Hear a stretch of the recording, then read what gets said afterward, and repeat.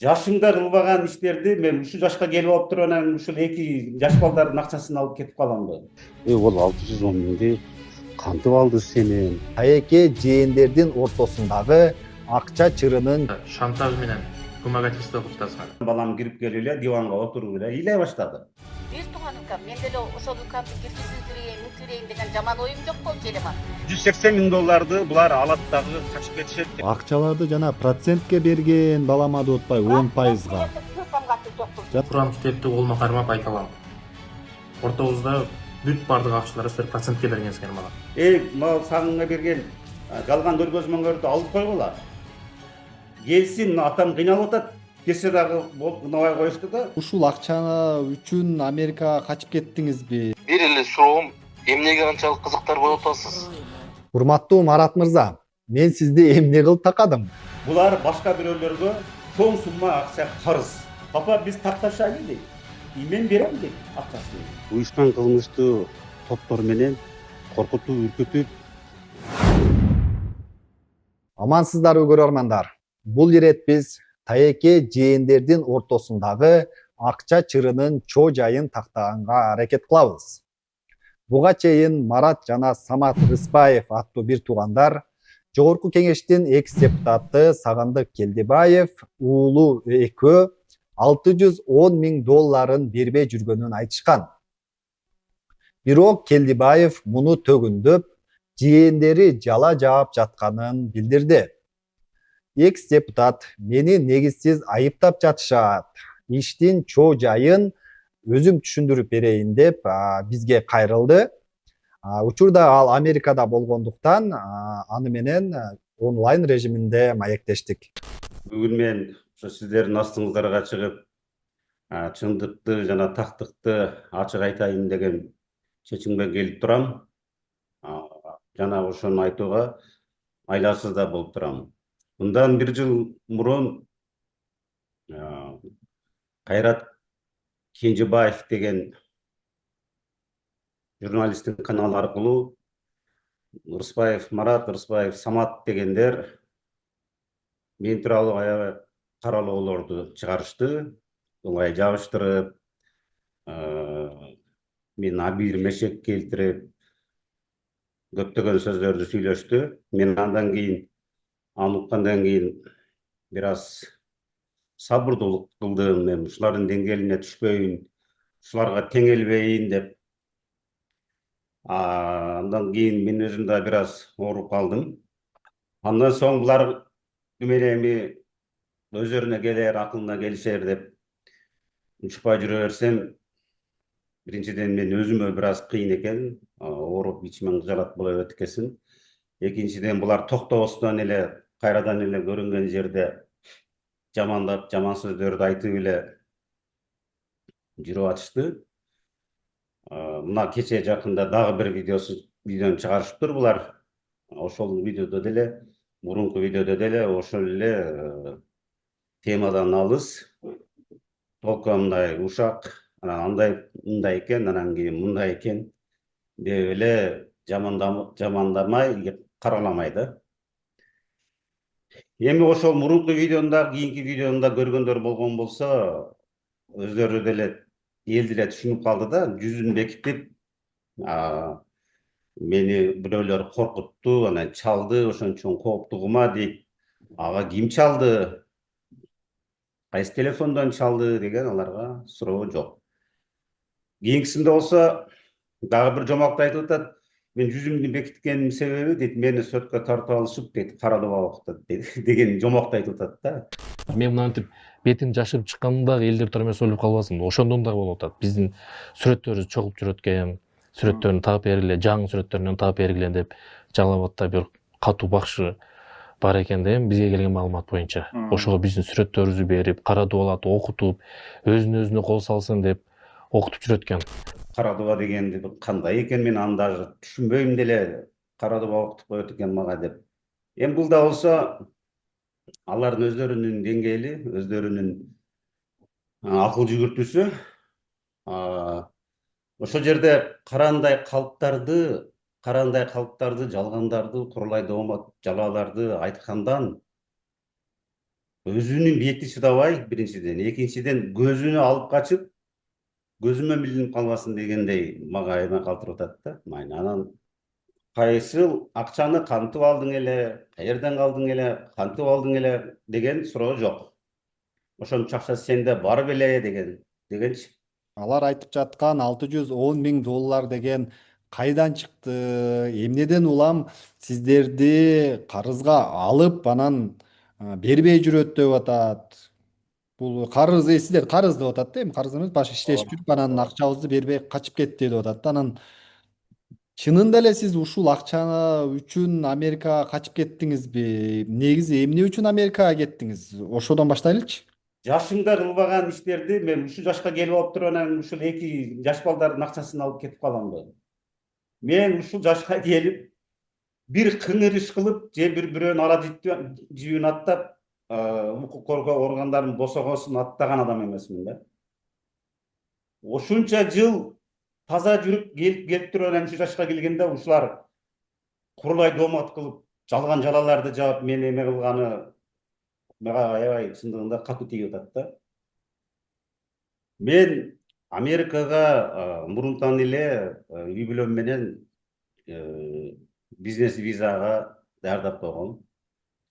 Анан балдардын баарысын алып туруп бул жакта балдарым менен чогуу ушул жакта балдарым окуп ушул жактан билим алсын деп мурун эле биз пландаштырып жүргөнбүз.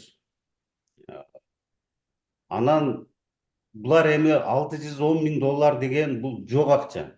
Мен буларга 610 миң эмес, бир тыйын дагы бересе эмесмин деп таган айтам да. Бересе эмесмин, бир тыйын дагы. Ал 610 деген акча жок акча. Марат, Самат, силер мыйзам чегинде сүйлөшөбүз десеңер, мыйзамда да бар нерсе бул. Атасы баласына жооп бербейт. Атамдын бир тууган инилери, абамдар тем более жооп бербейт. Себеби дегенде мен дагы бир жолу айтып кетип турган нерсе. Бул маселе үчөөбүздүн ортобузда болгон маселе. Үчөөбүздүн ортобузда чечиле турган маселе. Эч кандай туугандарды бул жака силер аралаштырбагыла. Курулай доомат койгондон, жалган жалаа жапкандан жана сүткорлуктан, ушак сөздөрдөн алыс болгула. Мыйзамды акча менен бурмалап койсоңор болот экен. Бирок Кудайдын мыйзамын алмаштыра албайсыңар. Кудайдан коркуп адам болгула. Аллахым силерге инсап жана иман берсин. Мен булар менен 2016 жылдан баштап 2022 жылга чейин жолукмак турсун. Булар менен мен телефондон дагы сүйлөшкөн эмесмин. Бир да жол 22 жылга чейин. Анан кийин мен булар менен телефондон сүйлөшпөсөм, мен Бишкекте болсом, булар Ошто болсо, анан каерден жолугуп бердиң, кантип бердиң деген булар айтпай атат да. Булар эмне себептен биз 16 жылдан баштап 22 жылга чейин 6 жыл аралыгында биз такыр сүйлөшпөй калдык. Себеби булар 16 жылы булардын ата-энесинин суранычы менен балдарым үйдө отуруп калды, акчадан кыйналып калдык. Балдарымды ишке ал дегенде мен буларды Бишкекке складка бирин грузчик, бирин сатуучу кылып алгам. Андан соң булар иштеп жүрүп, мен Россияга кеттим эле товар жибергени. Бир күн телефон тарс үзүлдү, жок. Чалсам алышпайт. Качып кетишкен. Аябай соода жакшы болуп аткан кез болчу, жайында стройматериал. Анан 180 миң долларды булар алат дагы качып кетишет, телефондорун өчүрүшөт. Бул дагы факт да. Ошол жерде иштегенин бардыгы билишет. Даже күйөөлөр бар ал жерде булар иштеп жүргөндөрүнчү. Ошол бойдон булар телефонду өчүрөт. Мен чалам албайт. Кийин мен атасына чалдым. Атасы 1-2 жолу жооп берип, алдан кийин албай койду. Мен атасына айттым ошондой, сиз мына бухгалтерсыз спесиңиз келип туруп эсептеп коюңуз. Барып канча товар кабыл алышкан, ошол жерде документтерде турат. Бүгүнкү күндө астатта канча турат, канча акчаны Россияга которушту. Десем, атасы келбей койду. Андан соң апасына чалдым, мына балдарыңыз турупкан албайт атат, мына сиздин суранычыңыз менен буларды мен жумушка алдым эле деп. Мен апасы менен көп сүйлөштүм. Алайда жүрүшөт, чоң алайда жүрүшөт, телефондор аякта связь тартпайт, андай мындай деп. балдарын жашырганга аракет кылышты. Кийин мен учуп келип, бир айда ичине бири-бирибизди издеп, мен телефондон аларга катуу сөздөрдү айтып, атасы менен апасына. Андан соң атам Раматуллах айтты, балам деди, сага Кудай берет деди, булар менен ызы-чуу болбой эле койчу деди. Сенен алган акчаны булар карыздарына берит деди. Азыр булардын бере турган акчасы жок деди. Эми билебиз да тууган болгондон, ата эне билет да. Анан мен макул дедим, ошол бойдон мен атам бир сөзүн тыштабастан мен токтотуп койдум. Ошол бойдо булар менен мен телефон аркылуу да сүйлөшкөн эмесмин, мен буларга капа болуп киресте коюп койгонмун ошондо эле. Анан кайдан жайдан эле бир күн балам келди дагы, ата деди, мен сөзмө сөз айтып бератам да, что баарыңарга түшүнүктүү болуш үчүнчү. Ата деди, Самат деди, мени менен кошо иштеп мага предложение кылып атат деди. Балам студент. Ама не балам деди, мен сага айттым эле го дедим. Аларга Марат, Саматтарга так жакындабагын дебедим беле. Деп катуураак айттым. Айтсам, Самат деди, Марат менен урушуп кетиптир деди. Экөөбүз иштейбиз, Марат менен иштешпеймин деп айтты. Экөөбүз $25,000 чыгарабыз. Кичинекей бизнес баштайбыз, компьютерный бир эмелерди сатып алабыз дагы, компьютерный клуб ачабыз. Дегенде мен токтотуп койгонмун. Болбойт, аларга жакындабаганың деп. Алданасың деп. Балам макул деген. Мында ошол себептен булар менен жашырышып, мен баламды тартып, анан ошо 1-2 машина бериптир, сатып бер деп. Анан ол машиналар сатылбай калат. Короче, анын балам өзү дагы видеосунда айткан, аларды мен кайталабай да коеюн. Ошол 1-2 машинанын акчасыны балам бирөөлөргө рассрочка бериптир, бере албай калганда булар ага процент коет. Ал машинанын акчасын биз бирөөдөн процентке алганбыз, ошо процентин сен төлөгөнүң дейт. Мына ошондон булардын ортосунда процент башталат. Барып процент көбөйүп, алардын акчасы көбөйө баштаганда, алар уже жакшы бизнес таап алды да. 10-15%тен айына деген бул кандай процент да? Ошентип процент балам олорго процентин төлөйт. Анан кийин жүрө берет, эми төлөп койду деп. Анан кийин акчасы калбай калгандан, акча калбай калгандан кийин апасынан да акча алып, аяка берип жүргөн экен. Анан акча калбай калганда өздөрүнөн кайра процентке акча алат. Төлөм күнү келгичекти. Анан кийин кайра эле ошону өздөрүнө кайра берет. Кийин ошондой өткөн. Баламчы, олар өздөрүнөн процентке акча алат, кайра эле өздөрүнүн процент жапкана берет. Ошентип жүрө берет, а булар болсо отуруп алып эле жазып эле байый берген. Ортодо мындай чоң оборот акча жок, ошол эле акча. Карасаңар кандай бир мошенничествонун жолу да. Ошол эле акча. Ошол эле акчаны булар процентке берип койгон башында. $50,000 болса керек эле. $50,000 башында булар өткөрүп койгон. Болду. $50,000 $5,000 төлө дегенде эле бул төлөй албай калат. Анан олордон кайра $10,000 сурайт. Процентке берип тургула деп туруп процентин көтөрө башташат. Макул деп туруп алар 10,000 берет. Иштетет дагы кайра олордун процентини жаап коет 7,000-8,000 менен. Анан ушинтип жүрөт. Жаш бала оюнга алаксып, студент окууга алаксып, анан эле процентин төлө дегенде эле такалып калат. Анан одан карыз алып, будан карыз алып туруп жөнөтүп коюп, ушинтип жүрүп, булардын акчасы 226га жеткен. Марат, Самат, бул маселе үчөөбүздүн ортобузда болгон маселе. Башында, кашында менин атамдын бир туугандары эч кимиси болгон эмес. Силер бүгүнкү күндө аларды ар кандай жолдор менен коркутуп жатасыңар. ОПГ менен аябай катуу аракет кылдыңар. Кимдерге гана барып кайрылганыңарды өзүңөр жакшы билесиңер, аттарын атабай эле коеюн.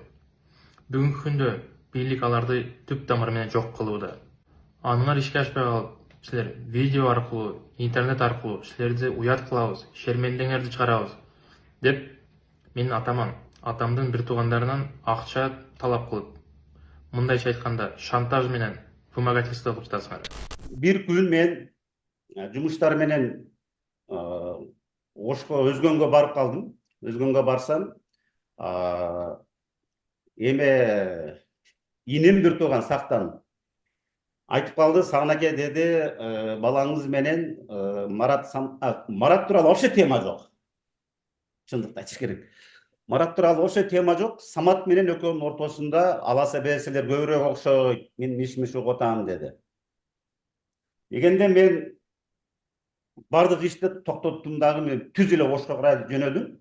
Ошко келип үйгө жетпей туруп эле Саматка чалдым. Саматка чалып, Самат мен ошон Самат мага кел дедим. Мен үйгө барганга чейин ал деле бир аздан кийин артыман кирип келди. Самат, мен ушундай сөз угуп атам. Ушул чындыкпы дедим мен. Десем мага мындай деп жооп берип атат да Самат. Бул бардыгы калп. Кече Майнаскем дагы ушинтип айтат, ал бизди көрө албастык кылып атат. Алар сизди дагы көрө албастык кылып атат. Мен таң калам. Сөзмө сөз айтып атам да. Мен таң калам, кантип бир тууганды бир тууган көрө албастык кылат деп менин оюмду башка жака буруп, мени бир тууганга карата тукуруп койду да. Анан сен канча акчаң бар ал жерде десе, меники бир $50,000 болсо керек деди. Бул иш болгону 21 күзүндө экен бул. 21 күзүндө экен. Анан мен ошол жерден эле сактан инеме чалдым, сактан инеме айттым, ушундай бул калыптап атат десем, калыптап атабы деди. Ооба десем, анда болсо ошондой эле болсун, анда жакшы экен деди. Ошол бойдон бүттү. Ошодон көп убакыт өтпөй эле мына ноябрларда 3 айдан кийин январдын башында 22 мен спальныйда уктап жатсам, балам эшикти тыкылдатып калды.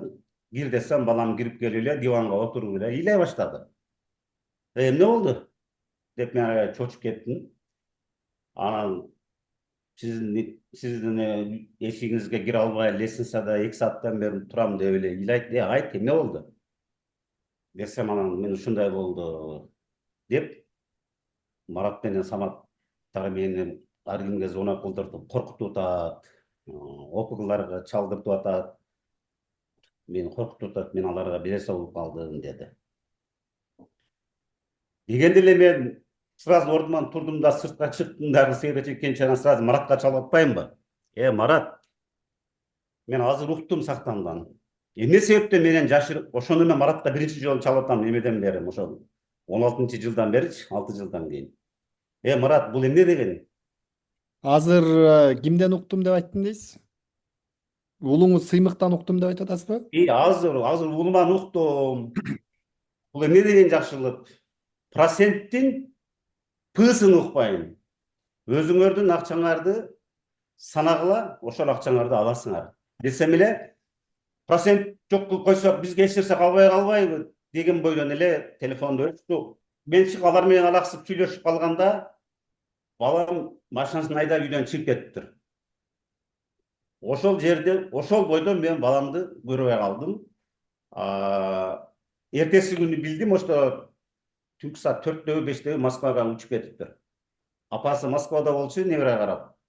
Ошонун жанына кетиптир. Буяктан алар коркутуп атса, буяктан мен урушуп атсам, сразу апасына карап Москвага учуп кетиптир. Бая буну айттым, паника кылбай, туруп-туруп аларга чалбай, буларга чалбай. Мен айттым го, мен бардыгын өзүм чечемин дедим го. Болду Сагын ака, просто туура түшүнүп коюң да, мына жерде Менен аласыңар. Башка ого буга чалып, ол бесполезно. Жөндөн эле паника кылып, ишти кайра алдырып сулжа кыласыңар да. Азыр мен дагы иштекени таамайын деп коемун. Анан кийин каалаган жакка барып, азыр так айттым го, мен берейин деп атам го. Түшүнүктүү, бияңыз түшүнүктүү болду эми. Баламы опугалар менен ошол учтан кумуштуу топтор менен коркутуп звонок кылып бергенде балам телефонду өчүрүп үйдөн чыгып кетти. Кеткенден кийин мен кыжалат болуп өзүм балам каякта экен, эмне кылып жүрөт экен деп ойго ар кандай нерселер келип турган кезде баламдын достору келди. Көздөрү алаңдап коркуп калышканда, анан кийин алар айтат, Айшата бизди дейт, бир балдар звонок этип коркутуп, каердесиң, каерде жүрөсүң, биз азыр барабыз, адресиңди айт деп коркутуп атышат деп, аябай мына шашкылыктап калышыптыр да. Анан мен ошол учурда Маратка чалып туруп айтып атам. Марат, сен эмне себептен буларга звонок кылып коркутуп атасыңар? Булар бу жерде кандай тиешеси бар? Sen аласа бересени менин балам менен жашасаң. Анан булар сени эмнеге коркутуп атасың? Мен силерге айттым. Паникага түшпөгүлө. Күтүп тургула. Мен баламды таап алайын первый очередь. Мага азыр эң негизгиси ошол болуп турат. Каякта кетти, каякта жүрөт депчи. Анан кийин балам менен силерди беттештирип, жолуктуруп, сумманы тактап, анан баламды силерге бере турган акчасы жок. Ал эми студент болуп жүрүп, эми эле окунуп бүтүп, иштебей жүргөн кез. Балам бере турган эч нерсеси жок. Сумманы тактап, балам менен чечишкенден кийин акчаны менен аласыңар. Мен берем деп атам да. Себеби биз туугандар менен жолугуп, сүйлөшүп, ушул нерселерди эч жака чыгарбайлы, өзүбүздүн ичибизде бүтүрөйлү. Эми бул 226.300 анан эми булардын суммасы канча экен, ошону тактайлы дагы, анан бүтүрүп коелу деп биз буга андай деле мындай көп деле ойлонуп не болгон жок элек да, эми бүтүрөбүз да муну депчи.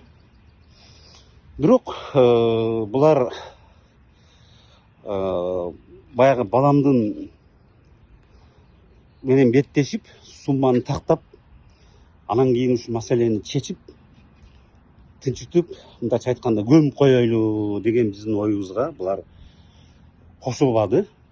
Акчабызды ала албай жатабыз деген Марат жана Самат Рыспаевтердин пикирин алууга да аракет кылдык. Бирок алар эмнегедир жооп берүүдөн качып туруп алышты. Мындан улам апасы Уулкан Келдибаева менен байланышып, айрым суроолорго жооп алдык. Бул жакта бир туугандар ортого түшүп, болуптур, 610 эмес туугансыңар, мынандай кыл ошол мезгилде, мындан 3 жыл мурун балдарды уговорить этип, анан 349 миңге түшүрүп неме кылганда, кайра чалса жок. Мен келип алдым бул жака. Мен эми билгенин кыла берсин. Сотко беришеби, каяка берет? 349 да бербейм мен. Куттум ушундай кылып жооп берди. Анан кийин не кылыш керек? Аябай ступкага бардык. Мен деле менен кийинки укам, бир тууган укам, мен деле ошол укамды киргизирбейин, мынтирейин деген жаман оюм жок болчу элеман. Мен дагы 60ка чыксам дагы бир жерге келиммин. Менде кайын журт бар дегендей, күйөө бар дегендей, көп жабыркадым мен. Мен сагын энимди мынчалык, мени кыз баланы мынчалык кордойт деп мен күткөн эмесмин. Калп, алардын ал жердеги сүйлөп аткан сөздөрүнүн бүт бардыгы 100% калп да. Себеп ал туугандар чогулган кезде мен ал жерде болгон эмесмин. Мен анда Америкада болчумун. Ал жерде булар 349 деген. Ал кандай акча каяктан деп ошондо баардык бир туугандар айтканда, ошол жерде булар айткан, биз бөөлөрдөн 8%тен алып, сыймыкка 10-15%тен берчүбүз деген сөздү айтышкан. Ошол моментте апасы билбей билбейм, бирок атасы ошондо угуп тур да процент экенин.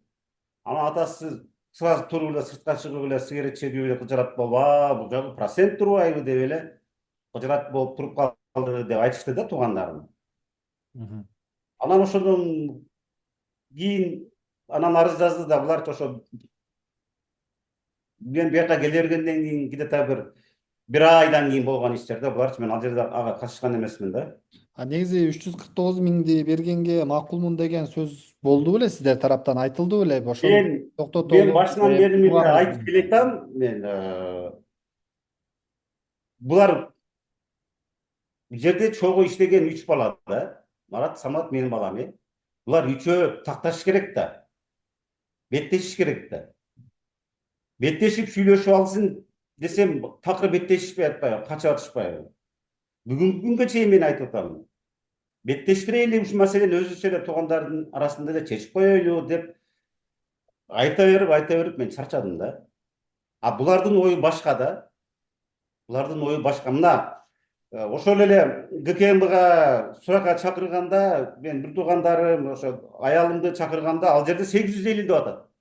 Бул кандай 800 болуп, 349 болсо, анан 600 болсо, анан 850.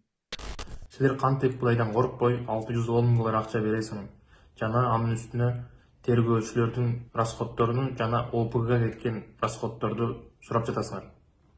Мен бунун бардыгын силер менен видео аркылуу беттешүүгө даярмын. Буга чейин бир нече жолу силер менен видео беттешүүгө даярмын, видео аркылуу беттешейли деп бир нече жолу чакыргам. Силер мени Кыргызстандан чыгып кетүүгө аргасыз кылгансыңар. Ар жактан телефондук чалуулар болуп, коркутуулар болгон. Айрыкча Марат, менин өкүл атам ГКМда иштейт. Ал жагын өзүң түшүнөсүң да деген сөздөр болгон. Анан булар мен баламды коркутушат. Атаңа айтабыз.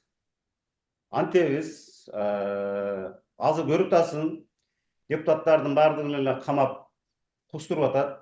Деселе балам коркуп эле, папам мен үчүн камалып калат экен деп эле.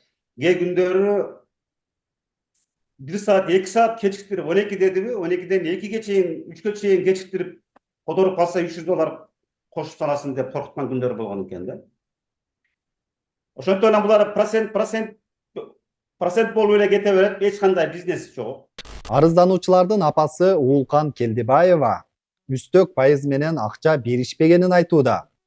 Сыймык Келдибаев анын уулдарынан акчаны чоң бизнеске салып, түшкөн пайданы бөлүшөбүз деп алган деп жатат. Нөлдөн баштап Россиялап, темселеп, деревнялап иштеп келген, мен кошулуп иштеп келип, кичине бутуна кирип, өзүм Кыргызстанга келип, кичине акча кармаганда бул жолдон чыгарып алдап, ошончо акчасын алып туруп, качып атпайбы, жок кылып туруп. Анан кийин бул доляны бөлөбүз, түшкөн доляны бөлүп турабыз. Мен досторум айтып атат, силер мага акчаны берсеңер, мен өзүмкүдөй эле берем дагы, түшкөн доляны 3кө бөлө беребиз деп алдайт. Ошондо эже бул акчаны булар машина алып сатып эле түшкөн прибыльдан бөлөбүз деп атып, машинанын акчасы ошончо болуп кеттиби? Анан процентке да бергенби кандай? Машинаңарды токтоткула, компьютерный клубтары бар эле, олорду саттырат, алар токтоткула, Капли море иштеп атырган акчадан мен силерге доля эле берип турам, силер мынча акча бергиле деп туруп, буларды бүт компьютерный клубтардын баары жогун саттырып, ошондой кылып туруп алат. Эже бул акчаларды жана процентке берген балама деп атпайбы, 10%га. Жана скриншоттору да жүрөт да, жана 100 миң доллар. Бизде 610 миңге полный кызманчалар бар. Бүт баары тастыкталып, тергөөчүнүн эмесинен өтүп иш козголгон. Алар ошо процент деп туруп кеңче тездеп атат. Жана бизге дагы ошо скриншотторун жөнөттү да, бир ошо 100 миң доллар жөнөт, 100 миң доллар жөнөттүм, под 10% деп. Буларга салган акчасы, кайра кайтарган акчасын эле кармап отурушат экен, билдик аны. Менин балдарымдын колунда, ГКМБда бүт документтерде жатат.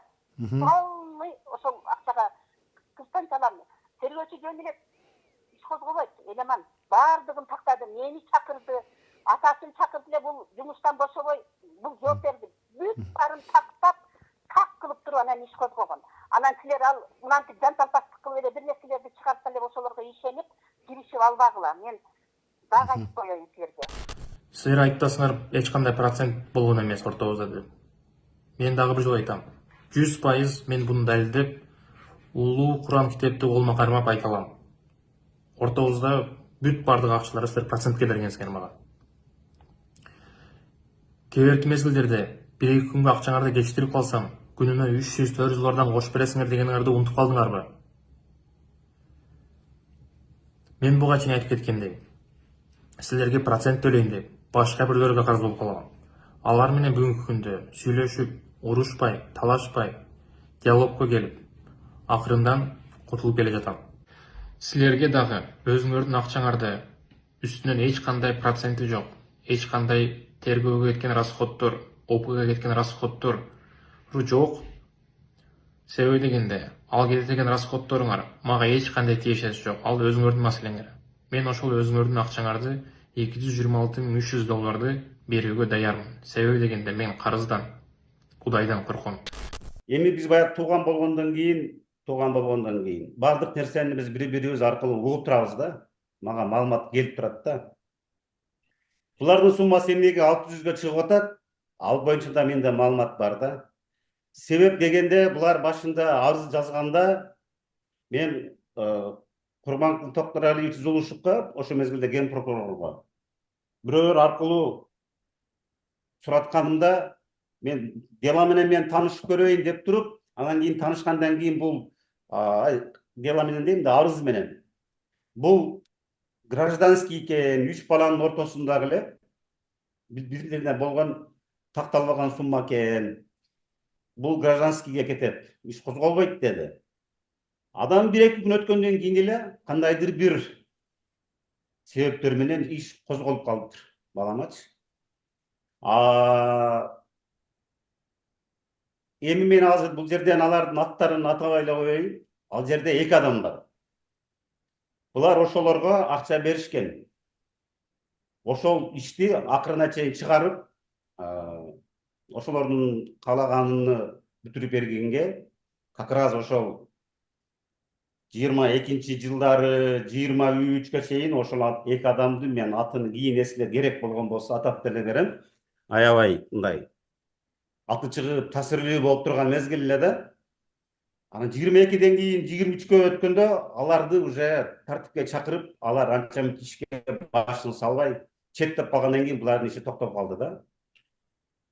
ККМБда бул иш каралып атканда Муканов Урмат деген бала, Муканов Урмат деген тергөөчү буну тергегенде ал жанында Автандыр деген опер кызматкери экөө жарышып суроолорду берип, мен бир туугандарымды, аялымды аябай катуу эмеге алышкан. Тамайын деп коркутушуп. Бирок эми алар бардык нерсени чындыкты айтып тургандыгы үчүн ал жерде түнкү саат 12ге чейин камашып, анан келинчегимди камайбыз деп 12де кой бер, анан мен келинчегиме айттым, эртең пакетиңди көтөрүп ал, даярданып бар. Менде күнөө болсо мени камагыла деп айт дедим. Келинчегим эртеси күн пакетин алып, мына менде күнөө болгон болсо мени камагыла деп барды. Барса, тергөөчү ошол Урмат макул эже бара бериңиз деп кайра жиберип койгон да. Сиз буга чейин ошо Марат, Самат Рыспаевтар 1-2 жолу соц тармакка чыгарып, анан журналисттерге да кайрылганын айтып жатасыз.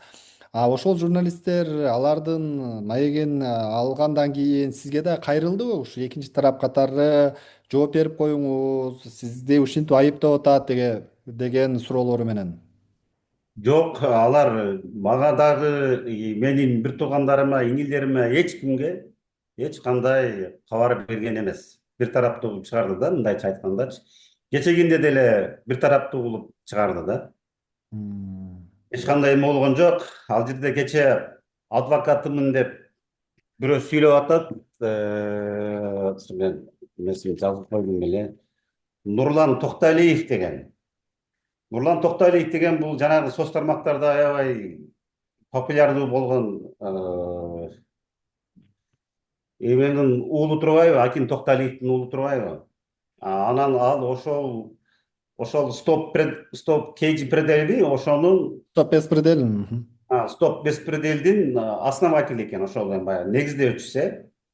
Анан алар эми экөөлөп мынантышып, тиги сүйлөгөнгө өздөрү пас берип, андайбы мындайбы сүйлөгөн сөзү эле экс депутатпы деп эле мени эле кошуп сүйлөшүп, анан булар дагы мыйзам чегинде өздөрүнө жооп бериш керек, өздөрү дагы. Себеп эми керектүү укук коргоочулар кайрылабыз булар боюнча дагы арыз менен. Бул боюнча калган болбойт. Булар азыр процент тууралуу сөздү айтпай атышат. Дойла дейт. Ал эмне деген дойласын мен түшүнбөйм. Булардын ортосунда эч кандайдыр бир келишим, договор кол коюшуп, сен мынча, мен мынча деген сүйлөшүү жок. Ошол эле алар тетрадтарында жазып алышыптыр. Мындай түшүп, мындай депчи. Андайды отуруп алып жазсаң миллиардты деле жазып коесуң да. Аны тактаган, иреттеген эч бир эме жок.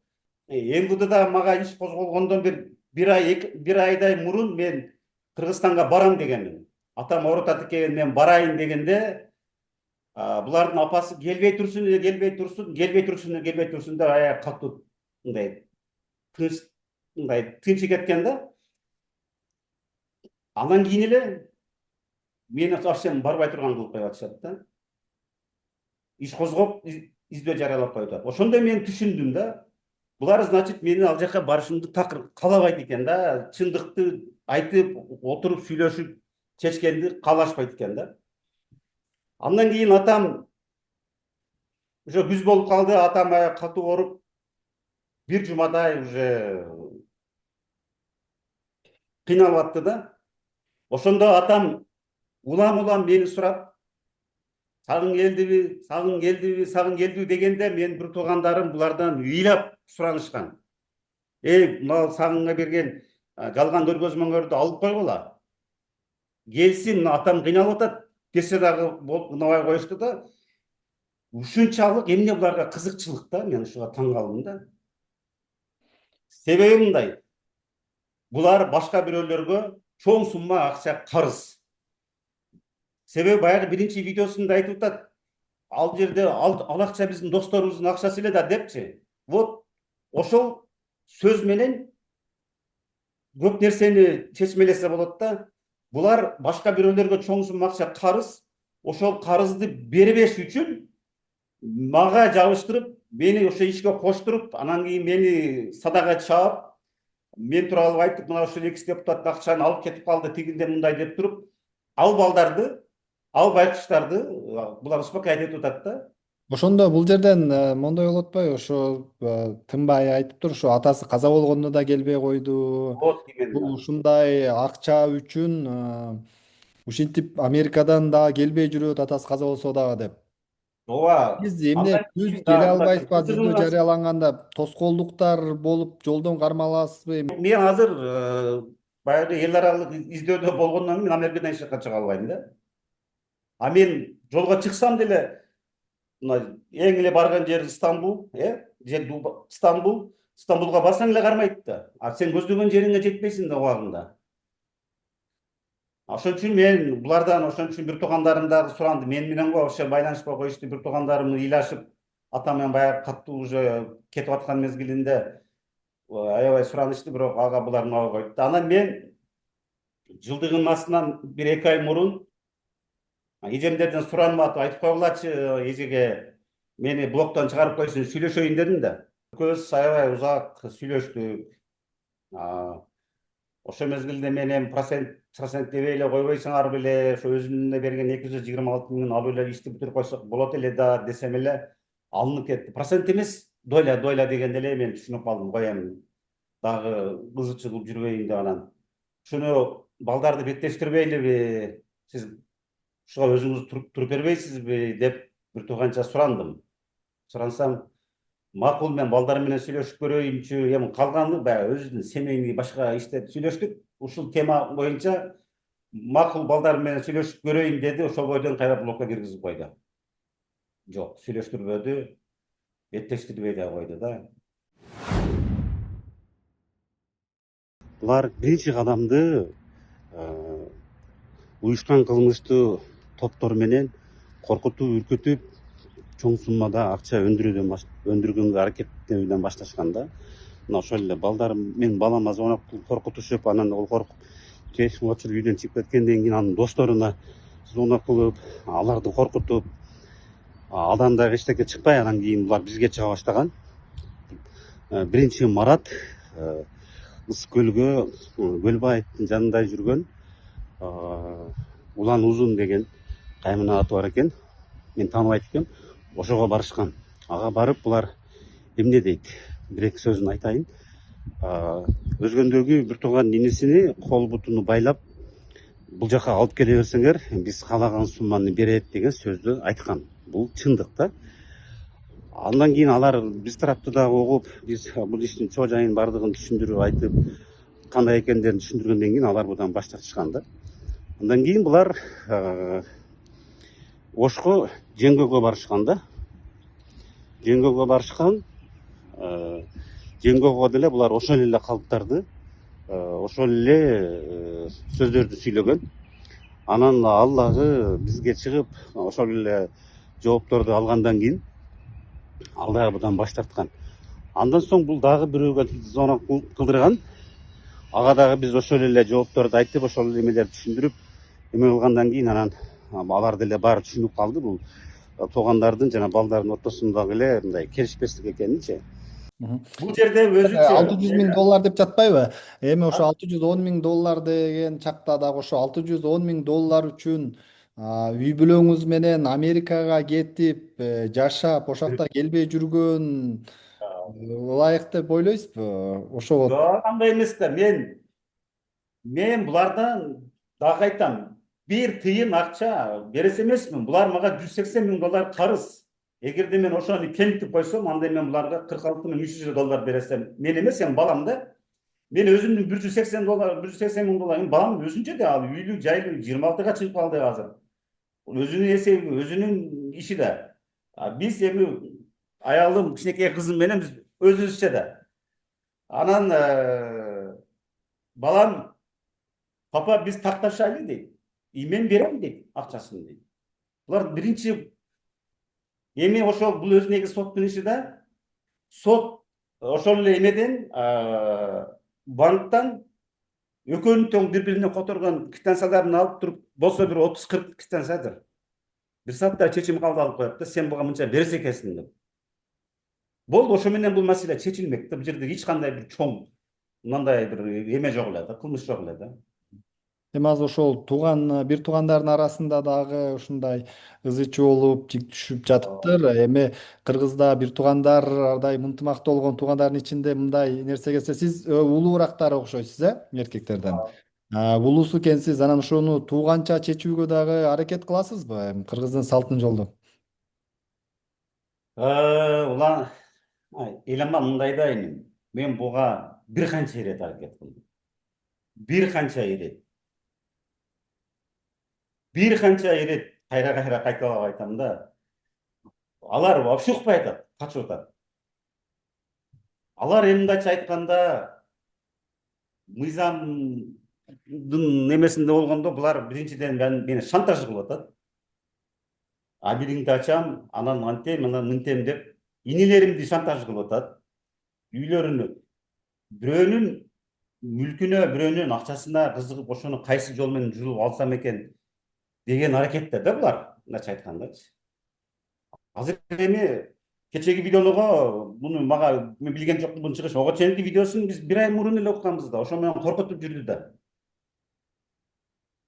Анан кийин мен инилерим дагы бул что такое деп жиндери келди. Мен ошакта болгон сөздөрдү, баягы жолугушуулардын баардыгын иним, эжемдер аркылуу угуп аттым.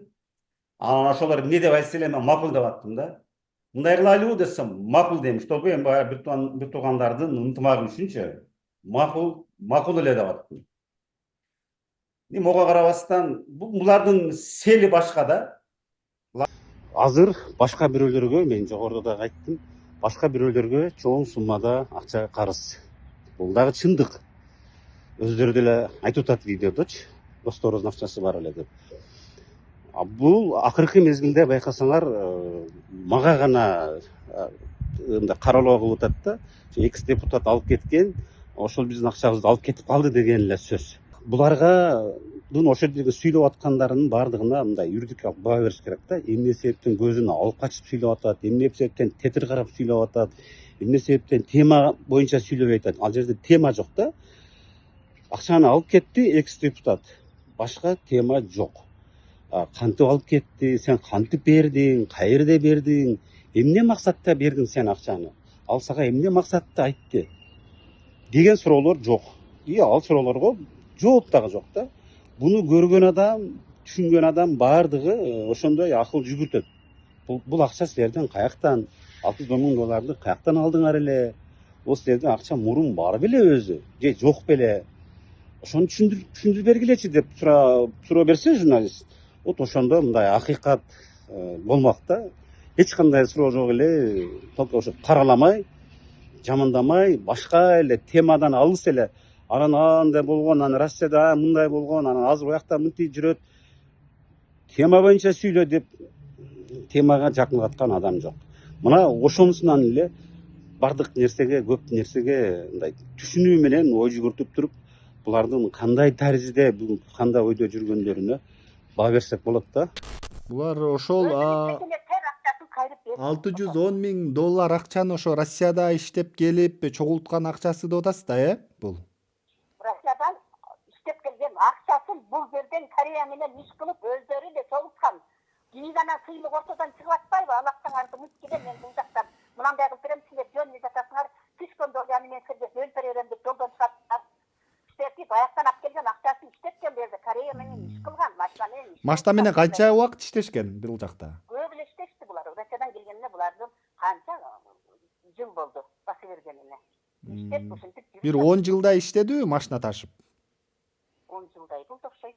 Ошончо болду окшойт. 10 жылдай иштеп чогулткан акчасы экен да, түшүнүктүү. Чогултуп эме кылышкан. Айтып атам го, мен булардан эч бумен санаштын кереги жок. Булар бир жерде коррупциялык кылып акча тапкан жок, же бирөөнү тоногон жок, же бир жерде иштеп алып буурлук кылып жеп кылган эмес. Булар Россияда жакшы иштеген болгон болсо, мени гарант кылып, Любовь Алексеевна деген орустан акча алып качып келе беришеби. А Любовь Алексеевна боюнча мен будан 1-2 жыл мурун мага жөнөткөн голосовой сообщенияларды мен сага жиберип коем да. Россиядан 600 эмес 60 000 чөнтөгүндө акча менен келген болсо, апасы мага чалып, балдарым үйдө отуруп калды, акчадан кыйналдык, сен да иштеп турсуң деп менен суранабы. Анан мага келип туруп булар 30 000 40 000 сомго айлыкка иштейби. Анан ошол жерде иштеп атып, булар 180 000 долларды урдап качып кетеби, жана акчаларды көргөндө жүзү үйрүлүп, көзү кызарыпчы. Булардын баардыгында менде тастыктоочу факт катары документтер бар да. Алар ошол жерде иштегендиги боюнчачы. Анан булар менен мен байланыш үзүлгөндөгү бүт бардыгы телефондо дагы фактылар турат да. Аны ошондо Билая Мегафондон распечатканы алса эле чыгат да. Кайсы күнгө чейин биз бир күндө бир канча ирет сүйлөшүп турганбыз. Кайсы күндөн баштап биздин такыр связыбыз үзүлгөн. Сагындык Келдибаев айтып атат, мен онлайн встреча кылып, онлайн аркылуу байланышып, беттешип, канча сумма болсо баламы коюп, ошол жерден Марат Саматтар менен такташканга даярмын, сумманы тактап алып бергенге даярмын деп. Бул онлайн беттешүүдөн дагы качып атышат, өзү келсин депчи. Анан онлайн беттешүүгө даярсыздарбы сиздер? Уулуңуз бу сиздер сүйлөшкөнгө? Жок, биз 3,5 жылдан кийин иш козголуп, ал жака бүт КМга жазылып, алар уже өздөрүнүн немесинде карап аткандан кийин, биз дагы такталды да, биз тактап туруп берип иш козголду да буга. Анан эмне кылып дагы биз неме чөнчөнтөйбүзбү? Кайра сүйлөшүп, кайра неме кылгыдай. Келсин, мына жерге сыймык дагы келсин, өзү дагы келсин, ошол тергөөчүгө жооп берсин. Бардык нерсени мыйзам чегинде кылайлы. Ал бардыгын беттешип отуруп, ошол органдын немелери менен чогуу отуруп беттешейли. Азыр биз бири-бирибизге провокация кылып төттүрүшүп, урушуп, ол нарактан жүрөгү ооруп, мен жактан жүрөгү ооруп, балдар үзүшүп, андайды биз алайын кылып бүткөнбүз. Демек беттешүүнүн, онлайн такташуунун кереги жок. Сиздер тактаган сумма 610 000 доллар деп атат экенсиздер да, э? 610 000 доллар. Ошону коёт. Ошону 610 000 доллардан бир квартирасын өткөрүп берген, мына курулуп аткан, бүттүгөн курулуп аткан курулуштан. Канча миңге баалап. Ошону минусовать этет 610дон. Калганы 500 канча 60 болот, 70 болот. Ошону берет, иш бүтөт. Анан кийин аны бермей сайын бүтпөйт бул иш. Анын айтымына караганда дагы бир ошо сиздин уулдарыңыз анын колунда кассада иштеп жүргөндө угулуп атабы же? Ал 100% жалган. 180 000 доллар кассадан урдап алып чыгып кеткен, ошодон Ош шаарындагы үйүн сатып алыптыр деп. Эч кандай 180 000 эмес, 108 сом дагы карыз жок менин балдарымдын. Менин балдарымда андай тарбияланган эмес менин балдарым. Бирөөсүн ала коюп, бирөөсүн тоной коюп. Ерде булар жыгач сатып гана 1 ай, 1,5 айга гана жардам берип койсун балдарыма деген үчүн гана кирген. Кассир акча кармаган өзүнүн жакын досунун баласы болчу.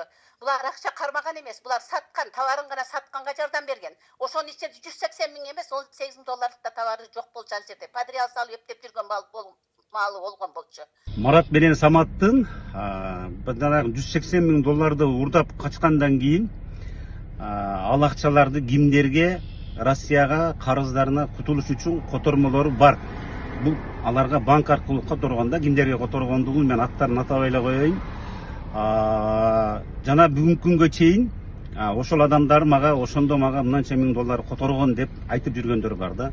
Буларды как факты катары ошондо урдагандыгы анык тууралуу колдонсок болот да, себеби ошого числосу дагы жылы дагы туура келет да. Мен ойлойм, ал акча ортодо эле иштетилип кеткен. Мен оюм ошол эле. Ал бала ошо 610 миңдин бардыгын уттуруп үй дейт. Мен ошондой. Ал бул Ортодо шайлоолор болгон, иштетилген ал акча. Мен аны бүт билем. Эгерде ошондой кылып ал дагы ошондойго кадам таштаса, анда мен түз кайрылуу жасаймын. Анда совсем башкача болот. бул башында жанагы неме деген туурабы? Атасы Сагындык Келдибаев билген эмес, Сыймык жана Марат Самат сиздин уулдарыңыз менен үчөө иштешип атканын жана машина сатып. Атасын айткан Жок, эмес деп атпайбы? Эми туруптур. Сыймык балдар менен сүйлөшүп атканда папам бардыгынан кабардар. Мени тез ревизия кылып атат. Элдин акчасы канча кантип таап атасың, канча прибыль таап атасың, эмне кылып атасың деп мени тынбай ревизия кылып турат. Дегендан кийин мен көңүлүм тынчыган. Ушинтип айтты апа, мен айткам да балдарга, Сыймык кичине мындайрак деп укчу элек биз. Алданбагыла, акчаңарды кайра чыгарып алгыла десем, жок, Сагын акем өзү ревизия кылып буну карап атыптыр деди. Анда мейли дедим. Анда мейли деген мен. Ал дагы жалганбы же чында эле атасы чогуу олтуруп, чогуу иштешип, чогуу кетириштиби, аны өздөрү билет. Экс депутаттын үстүнөн арызданып жаткан Марат Рыспаев Стоп Беспредел YouTube каналына берген маегинде дагы мен тууралуу чындыкка дал келбеген сөздөрдү айтып кетиптир. Анын жалганын төгүндөп койбосок болбойт. Алгач анын эмне дегенин сиздер дагы угуп коюңуздар. Ар кандай мындай акчага сатылган журналисттерди жалдап алып, алар биздин тынчыбызды алып, тескерисинчечи ата энеме биздин үй бүлөлүк мүчөлөрүбүзгө чалып, интервью берип коюңуз, мынтип коюңуз, тигинтип коюңуз деп алар хотя ичинде билип атышат да, чындык ким тарапта экенин бүт билип турушат, бирок Телефон чалып биздин тынчыбызды алып жатат деген доомат коюпсуз. Муну кандай түшүнсөк болот? Эми кеп сиздер тууралуу болуп жаткандан кийин бир ооз чалып сурап коюшум керекпи? Же сиздер кайрылып жаткан журналистке окшоп, экинчи тараптын пикирин укпай эле бир тараптуу чагылдыра беришим керекпи?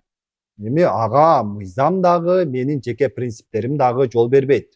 ошону билсе дагы. Документтер берели, телефондон жооп берели деп айткан турбайсызбы? Ооба, мен телефондон айттым, каалаган сурооңузду узатып бериңиз, мен жооп берем дедим телефондон. Десем, жок, биз жолугуп тартып интервью алышыбыз керек сизден деп кайра ошону такып атышат да. Урматтуу Марат мырза, мен сизди эмне кылып такадым? Эми алгач кайрылганда эле сизден экинчи тарап катары пикириңизди сурадым. Эгер каалабасаңыз, жооп берүүдөн баш тартууга укуктуу экениңизди да эскерттим эле го. Анан каяктагы сөздөрдү токуп чыктыңыз? Биринчи тарап кайрылды, алардын версиясын уктук. Анан кийин версиясын уккандан кийин экинчи тарапка барабыз. Сизди ушинтип жатат, ушундай деп жатат, ушуга кандай жооп бересиз? Сиз дагы өз чындыгыңызды айтыңыз деп экинчи тарапка барабыз. Азыр эми биздин учурда сиздер экинчи тарап болуп атасыздар. Ошон үчүн сизге кайрылып атам. Анан биз бирөөнү мажбурлай албайбыз. Мисалы үчүн сиз жооп бербейм десеңиз, жооп бер деп артыңыздан кууй албайм. Жооп бербейм деп баш тарткан болсоңуз, биз экинчи тарапка кайрылдык. Бирок алар жооп берүүдөн бизге баш тартты деп материалды чыгарабыз. Биздин эреже ошондой. Мен ошону түшүндүрүп атам. Аны башка сотко берсеңиз деле, мыйзамдын негизинде деле бүт бардык эреже ошондой. Мен сизди бандай угрожать этип, андай кылган жокмун. Сиздин мындайда биринчи очередь биз мусулман болгондон кийин Челиман мырза, сиз биринчи очередь Алладан коркушуңуз керек да. Ооба. Сиз ичиңизден билип турасыз. Сиз сыртка чыгарбайсыз. Мен билем журналисттерди. Дагы бир жагдай, документтериңизди, тийиштүү материалдарыңызды алып келип, интервью бериңиз десем, өзүңүз качып келбей койдуңуз го. Мен сиз айткан бардык шарттарга макул болгом. Анан эмнеге мага доомат коюп жатасыз? Ошону түшүнбөй жатам. Мен бул жөнүндө мен сизге жолугуп туруп айтып беремин. Бирок мен өзүмдүн дагы бир кандай дейбиз, бир операторбу бирөөнү алып аламын, ал дагы тартат. Ооба. Сиз дагы тартасыздар. Каршы эмеспиз, ооба. Бир жерин кесип алып коюп, тигилердин тарабын талашкандай болуп, тигилердин тарабына ылайыкташтырып туруп, анан мындайча айтканда, орусча айтканда, тигилердин пользасына ылайыкташтырып туруп, кесе турган жерин кесип, ала турган жерин алып, кошо турган жерин кошуп, андай жасай турган болсоңуздар, анда башкача сүйлөшөбүз да, мындай. күч ойгон мыйзам чегинде, мыйзам талаасында Ооба, анда мен сүйлөшөбүз. сизге, ооба, мен сизге жакшы эле кайрылып атпаймынбы сразу эле эмне анчалык. Жакшы эле кайрылып атам го. Мен сиздердин шартыңызды айтып атам. Макул, Неге сиздер дегенде мен мага ал жагы түшүнүктүү. Бизге ал жагы түшүнүктүү. Сиз бул жерде бир кызыкчылык болгон үчүн сиз кылып атасыз. Эге болбосо бул нерсенин зачем кереги бар? Сиз бизге интервьюден келем деп атпайсызбы? Жана видео менен, өзүм операторум менен келем, иш жерин үзбөй чыгарасыз деп атасыз. Макул деп атам. Анан биздин далилдүү бүт бардык материалдарыбыз бар деп атасыз. Мойнума алам деген видеолору бар деп атасыз. Мен ошолорду дагы элге мындай жөн эле сөз менен эмес, ошонун сиздерге болгон далилдерди кошуп чыгарып берейин деп атам. Мына мойнуна алып аткан турбай, бул минтип атат. Экинчи тарап мына мындай далилдерин көрсөттү. Мындай далилдери бар экен, мындай квитанциялары бар экен деп видео кошуп чыгарып берейин деп атам. Мен телефон аркылуу эле жооп берейин десем, жок, келип бетме бет интервью бериңиз деп кыйнады деген таризде айтыпсыз да. Эми чынында андай болгон эмес. Эгер унутуп калган болсоңуз, ошол сүйлөшүүнү кайра коюп берейин, угуп эстеп калыңыз. Просто жолугуп алып, адамды провокацияга алдыртып, анан 3 бурчтук, 4 бурчтук суроолордон берип, ошондой кылгандын кереги жок да. Мен сизге ошого айтып атамын. Но телефонду деле азыр запись кылып атасыз го, ошону Анда телефондон болгон болсо, анда только телефон аркылуу жооп бересизби? Мен суроолорду бере берейинби азыр эле анда? Телефон аркылуу жооп берем. Ооба, мен мындай байкап көрөбүз да, может жолугуп деле неме кылабыз. Азыр мен сиздин немеңиздин сөздүн маанисин тетүүн түшүндүм. Мындай телефондо эле эмнетесизби, ошондой жолукпайбызбы деп, анан эртең бир видео материал чыгара турган болсоңуз, жабырлануучулар эмнегедир чыкпады, анан качып атышат, анан мынтип атат, тигинтип атат деген бир кыйтык кылып кетиши мүмкүн да, мен аны түшүнүп атам. Анда мындай кылбайлыбы? Ким, Марат мырза? Азыр мен чалсам дагы сиз да неме болуп калган окшойт. Бир аз ойлонуп, балким адвокаттарыңыз болсо, адвокаттарыңыз менен дагы бир сыйра кеңешип, кайра байланышпайлыбы? Жолугуу интервью боюнча. Кайсы убакта жооп бере аласыз же жооп бере албайсызбы? Ошо тууралуу так жообун айтпайсызбы анда бир аздан кийин? Кандай дейсиз?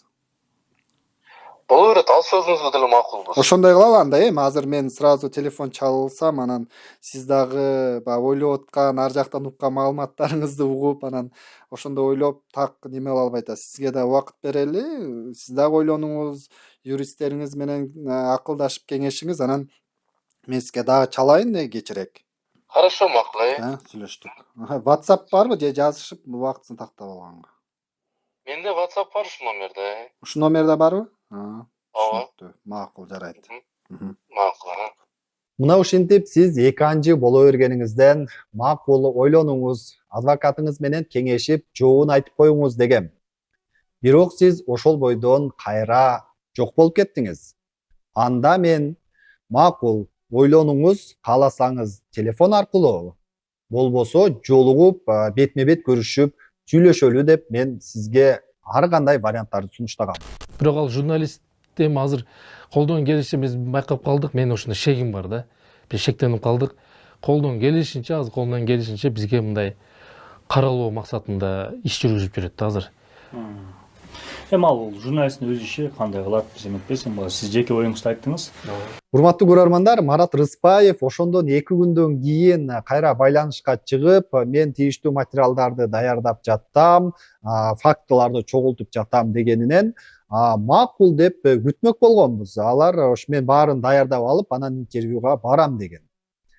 Бирок биз аны күтүп жатканбыз, бирок кайра эле байланышка чыкпай калды, жазсак жооп бербей жатты. Анан эле Стоп Беспредел YouTube каналына чыгып арызданганын көрдүк. Ал эми экинчи арыздануучу Самат Рыспаевке кайрылганыбызда ал дагы кепке келбей койду. Биринчи Бишкекте отурган Марат агам менен сүйлөшкүлө деп бизге жооп берүүдөн баш тартты. Бизди Марат жана Самат Рыспаевтердин бир журналистке барып арызданып, экинчи журналисттен качып жатканы таң калтырды. Анткени бизди бурмалап салат, башка кылат деп кооптонот дейин десе, алардын айтканда макул болдук эле. Бүт келип интервью бергиле, үзбөй кеспей чыгарганга дагы макулбуз дедик эле. Бирок алар мындай мүмкүнчүлүктү да пайдаланышкан жок. Эгер чынында алданып жаткан болсо, далилдерин алып келип, бүт фактыларды астыбызга коюп, коомчулукка көрсөтүп, биздин аянтчаны дагы пайдаланса болмок. Тилекке каршы алар андай кылышкан жок. Кайра биздин үстүбүздөн арызданып, журналисттер тынчыбызды алып атат деп, башка журналисттерге барып кайрылып, мындай аракеттери түшүнүксүз болуп жатат да. Ошол жерден бизге деле келип айтып берсе болмок. Самат Сыймык Келдебаев, Сагындык Келдебаев булардан акчасын кандай жол менен кантип алдап алганын, өздөрү $610,000 каяктан тапканын айтып түшүндүрүп берсе болот эле, коомчулукка дагы ачыктап коймок. Тилекке каршы алардын азыркы аракети күмөн жаратып, эмнени жашырып жатканы караңгы ойдон калды. Ол 610 000 кантип алды сенен? Бардыгын чогуу ойлоп берип койдуң бу колуна карматып. Эмнеге максатта берди или же алды? Же бөлүп бердиңби? Канча бөлүп бердиң? Банктан бердиңби же болбосо мындай бердиңби деген суроо жок болуп атат да. Анан биз ошол видеону башында эле биз көргөнбүз да, чыкканга чейин эле бир 3-4 күн мурун эле көргөнбүз да. Видеону көрүп, анан кийин биз ал видеого өзүбүзчө туугандар көрүп баа берип, анан бул видеодо эч кандай тема жок го. Акчаны алды и кетип калды. Ол акчаны кантип алган эле, кандай алган эле деген 3 баланын ортосундагы эч кандай бир өздөрүнүн башынан өткөн тарыхтары жок да. Башка эле темаларды айтып кетип атат да. Мен үйүмдү көрсөтүп, анан инилердин дагы эмелерин көрсөтүп, анан мындай бизнеси бар экен, анан тиякта мынтип жыргап жүрөт деп башка бир мындай кара ойлору менен бирөөнүн эмесине мындай көз артуу менен сүйлөп атат да. Аны эмне максатта сүйлөп атканына дагы юридик алып мындай бир баа бериш керек да. Ушуларда бар, булардан лишби тартып алыш керек деген ойдачы. Анан биз бул видеону көргөндөн кийин биз ойлодук бул шантаж. Маанисин түшүндүк да. Бул шантаж. Булар чыгара алышпайт. Если булар чыгарса, буга мындай юридикалык баа берилет дагы, шантаж кылып атат деген билинет дагы. Анан кийин булар өздөрү жооп берип калышы мүмкүн. Булар ошону билет, түшүнөт. Десек жок, алар ага карабай эле ал видеону чыгарып беришти да. Биздин конституциянын гаранты болгон президентибиз урматтуу Сардар Нуркожоевичке кайрылам. Ушунун мыйзамдуулугуна көз салып, тийиштүү адамдарга айтса, ГКМнын төрагасы Камчыбек Быдыршаевичке кайрылам. Камчыбек Быдыршаевич, буну сиз 1-2 мүнөттүн ичинде эле тактап коесуз. Ошол эле Муканов урматты жана Автандил деген опер кызматкерин чакырсаңыз эле бардык нерсе сиздин столуңуздун үстүндө даяр болот. Ошого көзөмөл салып койсоңуз, эмеге министр, ички иштер министрине кайрылам.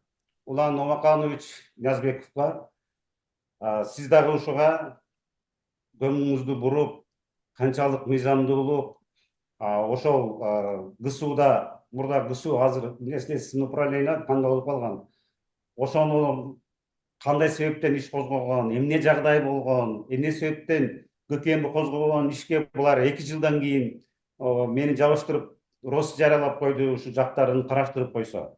Анан мен эң негизинен жалпы кыргыз элиме, кыргыз калкыма кайрылам. Ошол эле кыргыз калктын ичинде бизде чыган патриот жигиттерибиз, кыздарыбыз бар. Блогерлер, активисттер жана башкалар ушундай бүдөнүк болгон иштерди ачыкка чыгарганга дайым даяр экенин. Мен ошолордон да суранам. Ушуга мындай кайдыгер карабастан жардам берсеңиздер, укук коргоо органдарына жардам берсеңиздер, мен сиздерге ишенем. Сиздер буга кайдыгер карабайсыздар, мага жардам кыласыздар, жана ошондой эле укук коргоо органдарына дагы жардам кыласыздар. Себеби бүгүн мен болсом, эртең сиздер башкалар болуп калышы мүмкүн, булардын тузагына түшүп, ушундай бир жагымсыз жагдайга туш келип калышыңыздар мүмкүн. Ошон үчүн мен жалпы элимен суранам. Мындай зыянкеч адамдарга баарыбыз чогуу күрөшүшүбүз керек. Баарыбыз чогуу күрөшүшүбүз, ушулардан тазаланышыбыз керек. Булар бүгүнкү күндө ошол эле аркы досторун алдап, аларды сыздап атат. Алардын акчасын бербей атат. Бияктан биз менен беттешип ушул ишти бүтүрүп койгонго кызыктар болбой атышат.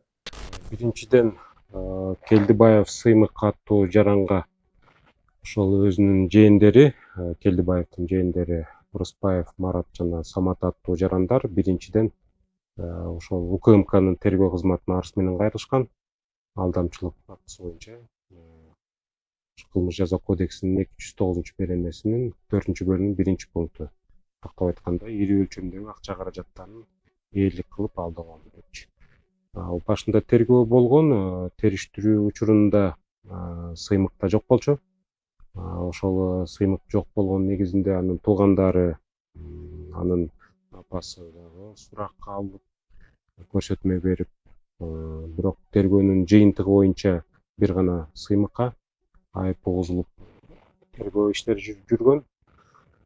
Андан кийинчерээк тергөө иши ошол Ички иштер башкармалыгынын тергөө кызматына өтөт.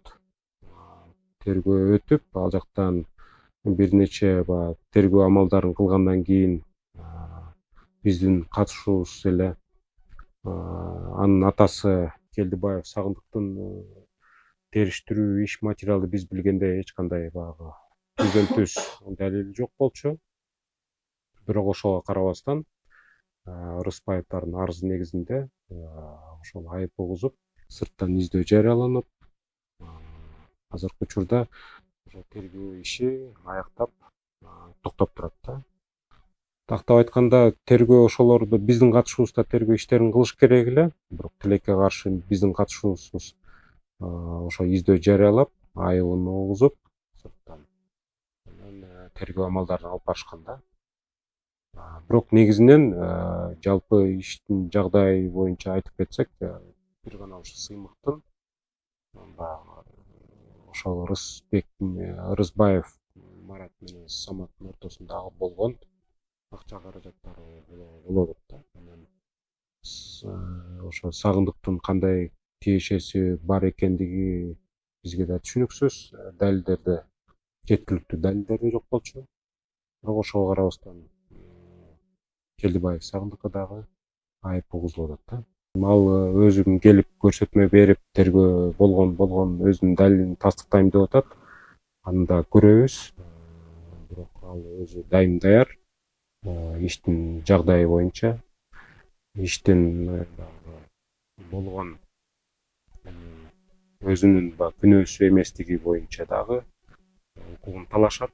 Ошондуктан мен ойлойм, ошол тергөөнүн жалпы жыйынтыгы чыга элек. Ошо тергөөнүн иштер негизинде тергөө объективдүү, ар тараптуу жана толук кандуу жүрсө, мен ойлойм, Сагындык Келдибаевдин күнөөсү жок экендиги аныкталат деп.